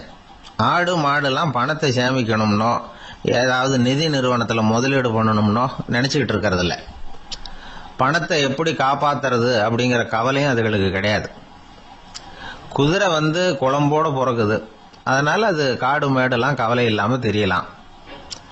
ஆடு உடம்புல ரோமத்தோட பிறகுது, அதனால அது குளிரை பற்றி கவலைப்பட வேண்டிய அவசியம் இல்லை. ஆனா மனுஷனை பாத்தீங்கன்னா அவன் தான் ஒண்ணுமில்லாம பிறக்கிறான். ஏன் இந்த பாகுபாடு அப்படின்னு கேட்டா இத பத்தி கொஞ்சம் சிந்திச்சு பார்க்கணும். அதாவது இந்த சந்தேகத்தை ஒரு பெரியவர்கிட்டையும் கேட்டேன். அவரு சொன்னார் இதுக்கு பதில். அவர் இதே கேள்வியை இயற்கை கிட்ட கேட்டாராம். இயற்கை பதில் சொல்லிச்சான். வேற யாருக்கும் கொடுக்காத ஒரு வலுவான கருவிய, ஒரு பவர்ஃபுல் வெப்பன் மனுஷனுக்கு கொடுத்துருக்கிறேன்னு, அந்த கருவியை உபயோகப்படுத்தி அந்த 6 பிரச்சனை மட்டும் இல்ல 6 கோடி பிரச்சனைகள் இருந்தாலும் அதையெல்லாம் சமாளிக்கலாம். அது கருவி என்ன தெரியுமா? அதுதான் 6வது அறிவு. அதை உபயோகப்படுத்தினா காலுக்கு செருப்பு தயார் பண்ணிக்கலாம், குளிருக்கு போர்வை தயார் பண்ணிக்கலாம், என்ன வேணும்னாலும் செய்யலாம் அப்படின்னு இயற்கை பதில் சொல்லிச்சான். அதனால நாம செய்ய வேண்டியது என்னன்னா, இயற்கையை முதல்ல சரியா புரிஞ்சுக்கணும். இயற்கையின் படைப்பையே நாம சரியா புரிஞ்சுக்கிறது இல்லையா, அதுதான் வேதனை. இந்த கதையை கேளுங்க. இப்ப நகரத்திலிருந்து ஒரு ஆளு கிராமத்துக்கு வந்தான். அங்க ஒரு சிறுவன் மாடு மேய்ச்சிக்கிட்டு இருந்தான். நகரத்து ஆள் சொன்ன, எவ்வளவு அழகான பசு, அது சரி இதுக்கெல்லாம் ஏன் கொம்பு இல்லைன்னா. இதுக்கு அந்த பையன் பதில் சொன்னான், பசுமாட்டுக்கு கொம்பு இல்லாததுக்கு பல காரணங்கள் உண்டு. கண்ணுக்குட்டியா இருந்தா கொம்பு இருக்காது, பசு வளர்ந்து பெருசானதுக்கு அப்புறம் தான் கொம்பு முளைக்கும், இது ஒரு காரணம். சில சமயம் வளர்ற கொம்பை எடுத்து விடுறது உண்டு, அது ஒரு காரணம். ஆனா இதுக்கு ஏன் கொம்பு இல்லைன்னு கேக்குறீங்க, அதுக்கு என்ன காரணம்னா இது பசு இல்ல குதிரை அப்படின்னானா. கிபி 1078 வருஷம் மார்ச் மாதம் 19ஆம் தேதி திங்கட்கிழமை அதிகாலை நேரம் ஒரு குழந்தை பிறந்தது. எங்க தெரியுமா? காஸ்பியன் கடலுக்கு தெற்கே பாரசீக மொழி வழங்கிய தபரிஸ்தான் மாநிலத்துல ஜீலான்கிற புனித நகர், அதோட புறநகர் பகுதியில உள்ள நீப்புங்கிற ஊர்ல தான் அந்த குழந்தை பிறந்தது. அந்த இடம் இப்போ ரஷ்யாவில் இருக்கு. அந்த குழந்தை யாருன்னு நினைக்கிறீங்க? அதுதான் முஹித்தீன் பெருமான், ஆன்மீக சாதனைகள் புரிந்த மகான் முஹித்தீன் ஆண்டகை. தன்னுடைய 18வது வயசுல உயர்கல்விக்காக ஜீலான் நகரத்தை விட்டு பகுதாத் நகரத்துக்கு புறப்பட்டு போறார். இளம் பிராயம் தானே, அதனால துணைக்கு ஒரு வர்த்தக கூட்டத்தோட சேர்ந்து போயிட்டு இருக்கிறார். ரொம்ப தூரம் போகணும். ஒவ்வொரு இடமா தங்கி தங்கி போயிட்டு இருக்கிறாங்க. ஒரு இடத்துல ஒரு கொள்ளை கூட்டம் பயங்கரமான ஆயுதங்களோட அவங்கள வழிமறிச்சுட்டுது. அந்த வர்த்தக கூட்டம் வச்சிருந்த பொருள்களை எல்லாம் அவங்க பறிச்சு விடுறாங்க. இவங்களும் பயந்துகிட்டு இருந்தது எல்லாத்தையும் அவங்க கிட்ட கொடுத்து விடுறாங்க. முஹித்தீன் ஆண்டகை மட்டும் இதையெல்லாம் பார்த்துக்கிட்டு தனியா ஒதுங்கி நிக்கிறார். ஒரு 18 வயசு பையன் மட்டும் இப்படி தனியா அநாத சிறுவன் மாதிரி நின்றுட்டு இருக்கிறத அந்த கொள்ளை கூட்டத்துல இருந்த ஒருத்தன் பாக்குறான். கிட்ட நெருங்கி வர்றான். அலட்சியமாவும் கிண்டலாவும் உங்ககிட்ட ஏதாவது இருக்குதா அப்படின்னு கேக்குறான். இவங்கிட்ட என்ன இருக்க போகுது அப்படிங்கிற நம்பிக்கையில அவன் அப்படி கேக்குறான். உடனே இவரு ஓ இருக்குதே, என்கிட்ட 40 தீனார் இருக்கு அப்படிங்கிறார்.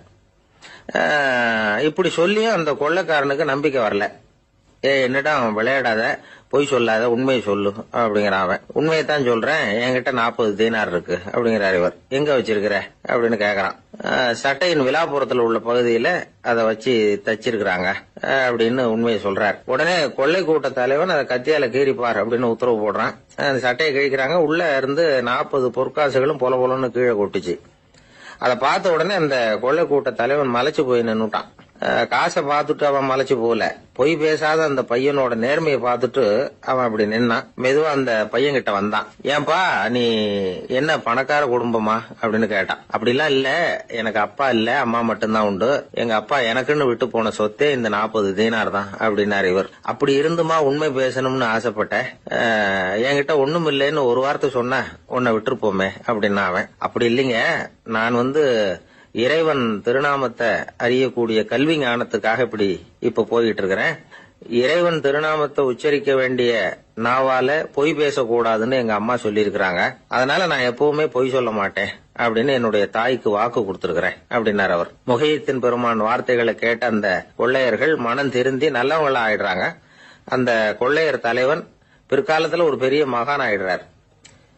பெரியவர்கள் வாழ்க்கையில நடக்கிற இது மாதிரி சம்பவங்கள் தான் நாம நல்ல விதமா வாழறதுக்கு துணையா இருக்கும். அந்த காலத்துல கொள்ளையர்களே பெரியவங்க செயலை பார்த்து மனம் திருந்தி இருக்கிறாங்க. இந்த காலத்துல யார் இப்படி இருக்கிறா? இந்த காலத்துல மகான் ஒருத்தரை பார்த்தேன், எனக்கு வேண்டியப்பட்ட மகான். ஏங்க நீங்களும் மகான் ஆகிறதுக்கு முன்னாடி கொள்ளை அடிச்சுட்டு இருந்தீங்களா அப்படின்னு கேட்டேன். அவர் மெதுவா கண்ணை திறந்து என்ன நிமிர்ந்து பார்த்தார். அப்படி இல்லப்பா, நான் கொள்ளை அடிக்கிறதுக்காகத்தான் மகானாவே ஆகி இருக்கிறேன் அப்படின்னு சொல்லிவிட்டு மறுபடியும் கண்ணை மூடிட்டார். ஒரு நண்பர்கிட்ட பேசிக்கிட்டு இருந்தேன். அவருடைய உறவினர் ஒருத்தர் ஒரு நேர்முக தேர்வுக்கு போயிருந்தாராம், இன்டர்வியூக்கு. ரொம்பவும் பொறுப்பாகவும் கவனமாகவும் செயல்பட வேண்டிய பதவிக்கான நேர்காணல் அது. இவர் எழுத்து தேர்வுல ஏராளமான மதிப்பெண்கள் வாங்கிவிட்டார். அதனால அதை பத்தி கவலை இல்லை. இப்ப நேர்முக தேர்வுல தேர்வு பெறணும். ஏராளமான சான்றிதழ்கள் வச்சிருந்தார். நேர்காணல்ல கேட்கப்பட்ட எல்லா கேள்விகளுக்கும் சரியான பதில தான் சொன்னார். இருந்தாலும் பாருங்க, அந்த நேர்முக தேர்வுல அவர் தேர்ந்தெடுக்கப்படல. என்ன காரணம் அப்படின்னு பின்னாடி விசாரிச்ச போதுதான் விவரம் தெரிஞ்சுதான். அது என்ன ஆயிருக்குதுன்னா, அந்த நேர்காணலின் போது இவர் நடந்துகிட்ட முறையில சில தவறுகள் நடந்து போச்சான். முக்கியமா 2 தவறுகள். ஒண்ணு, அவங்க ஒரு கேள்வியை கேட்டு முடிக்கிறதுக்குள்ளேயே இவர் பதில் சொல்ல ஆரம்பிச்சுட்டாராம். 2வது என்னன்னா, இவர் நாற்காலியில தாராளமா இயல்பா சாஞ்சி உட்காராம நாற்காலி முனையில உட்கார்ந்து இருந்தாராம்.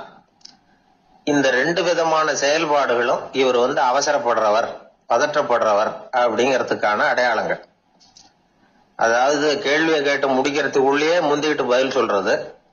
2வது, நாற்காலியில இயல்பா தாராளமா உட்காராம நாற்காலி முனையில உட்கார்றது. பார்க்க போற வேலைக்கு அவசரம், பதற்றம் இது 2 இருக்கப்படாதான். அதனால மார்க் இருந்தும் சர்டிபிகேட் இருந்தும் அந்த வேலை வாய்ப்பு அவருக்கு கிடைக்கல. வேலை கொடுக்கறவங்க நம்ம கிட்ட இருந்து என்னதான் எதிர்பார்க்கறாங்க, இத தெரிஞ்சு வச்சுக்கிறது நல்லது. முதல்ல மற்றவர்களுடன் தொடர்பு கொள்ளும் திறமை, அதாவது எபிலிட்டி டு கம்யூனிகேட். நீங்க நினைக்கிறத அழகா தொகுத்து வகைப்படுத்தி சொல்ல தெரியுதான்னு பாப்பாங்க. உங்க திட்டங்களை அடுத்தவங்க ஏற்றுக்கொள்ளக்கூடிய விதத்துல வெளிப்படுத்துறதுக்கு உங்களால முடியுதான்னு பாப்பாங்க. இதுக்கு என்ன செய்யறது? குழப்பம் இல்லாம சிந்திக்கணும், குழப்பம் இல்லாம பேசணும்.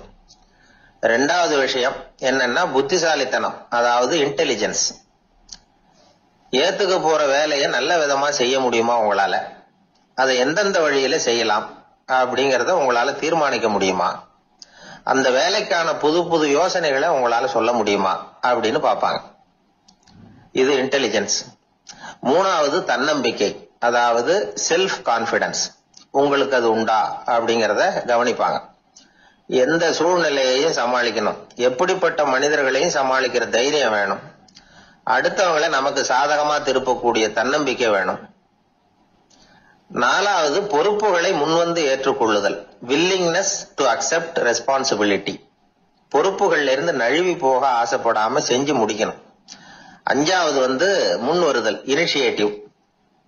வேலையோட முக்கியத்துவம் உணர்ந்து அதை ஏத்துக்கிட்டு தகுந்த நடவடிக்கைகளை தயங்காம எடுக்கிறதுக்கு முன் வரணும். 6வது என்னன்னு கேட்டீங்கன்னா தலைமைத்துவம், லீடர்ஷிப். 4 பேருக்கு தலைமை தாங்கி நல்ல விதத்துல நடந்துக்க தெரியுதா? 7வது கற்பனை திறன், இமேஜினேஷன். சில பிரச்சனைகள் வரக்கூடும் அப்படின்னு முன்கூட்டியே யூகிச்சு அதுக்கு தகுந்த மாதிரி நடவடிக்கை எடுக்கிற திறமை உண்டா அப்படிங்கறத பாப்பாங்க.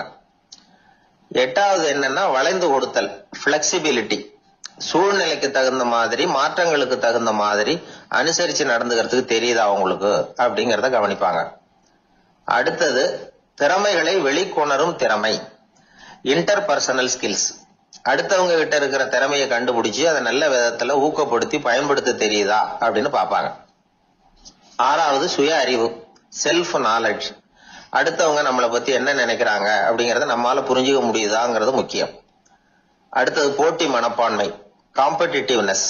அடுத்தவங்களை ஒப்பிட்டு பார்த்து அதை விட ஒரு படி மேல வரணுங்கிற குணம் வேணும். இதுக்கு அடுத்தது என்னன்னா குறிக்கோளை வெல்லுதல், கோல் அச்சீவ்மெண்ட். குறிக்கோளை சவாலா எடுத்துக்கிட்டு அதை அடையணும். அப்புறம் வேறுபட்ட திறமைகள், ஒகேஷனல் ஸ்கில்ஸ். பதவிக்கு வேண்டிய திறமைகள் தவிர மற்ற திறமைகள் எதுவும் உண்டாங்கிறது முக்கியம். நமக்கு வேலை கொடுக்கணும்னு நினைக்கிறவங்க நம்ம கிட்ட இருந்து இவ்வளவும் எதிர்பார்ப்பாங்க. அதுக்கு தகுந்த மாதிரி நம்மளை நாமே தயார்படுத்திக்கணும். எனக்கு வேண்டப்பட்ட ஒருத்தர் ஒரு இன்டர்வியூக்கு போயிட்டு வந்தார், நேர்காணலுக்கு. எப்படி இருந்தது இன்டர்வியூன்னு விசாரிச்சேன். நான் போனேன். அவர் கேட்ட எல்லா கேள்விக்கும் அவர் எதிர்பார்த்தது மாதிரியே எல்லா பதிலையும் சொன்னேன். கடைசியா நான் எதிர்பார்க்காத ஒரு தகவலை அவர் சொன்னார் அப்படின்னாரு. என்னன்னு கேட்டேன். அவரும் என்ன மாதிரியே இன்டர்வியூக்கு வந்தவர் தானா, சும்மா என்ன கேள்வி கேட்டுக்கிட்டு உட்காந்துருந்தாராம் அப்படின்னார்.